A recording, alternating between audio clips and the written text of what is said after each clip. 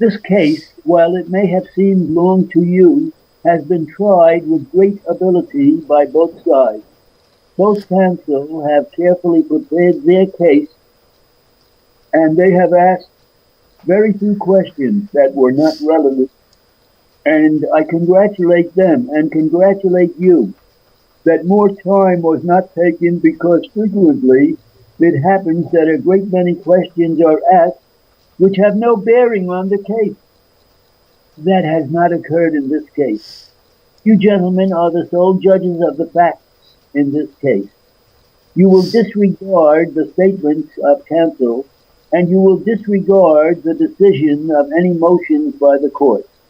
The only effect of such decision is that you are to pass upon the facts instead of the court. To the facts as you find them, you will apply the law as given to you by the court. The burden of proof is upon the plaintiff in this case to establish its contentions by a preponderance of the credible evidence in the case.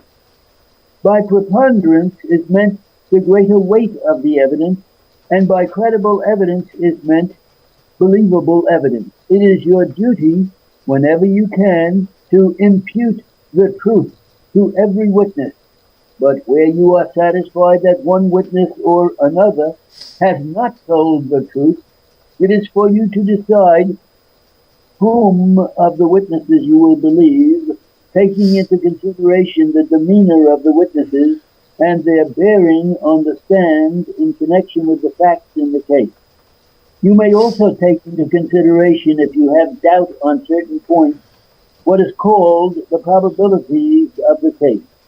That is, what probably happened, or what would happen under similar circumstances, what probably happened under these circumstances, or what probably would happen under circumstances of the same kind. This is an action by the plaintiff against the defendant for damages. Plaintiff claims were caused it by the bursting of a water main which flooded its basement and destroyed or injured its stock of type and type accessories.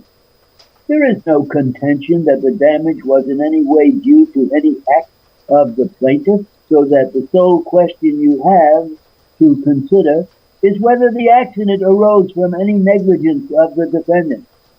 By negligence is meant want of due care. This want of due care may have occurred in one or more of several ways.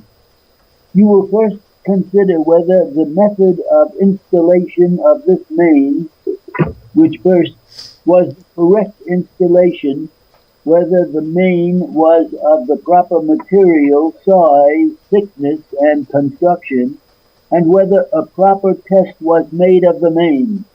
Due care in any of the things I have just outlined is such care as an ordinarily prudent man should use or would use under the circumstances. The city is chargeable with reasonable care in these particulars. I charge you that there is no evidence in the case that there was any defect in the material of which the main was made, but whether it was the proper thickness is a question for you to decide.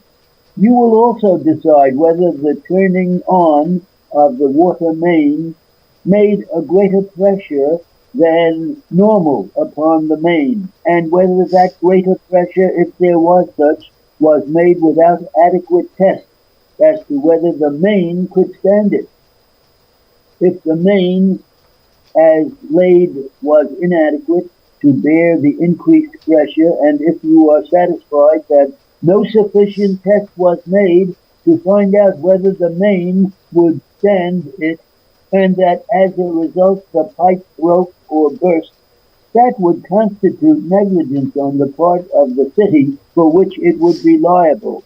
If you find that the city omitted due care to find out if the main was thick enough to stand the increased pressure, if there was increased pressure, that would constitute negligence on the part of the city.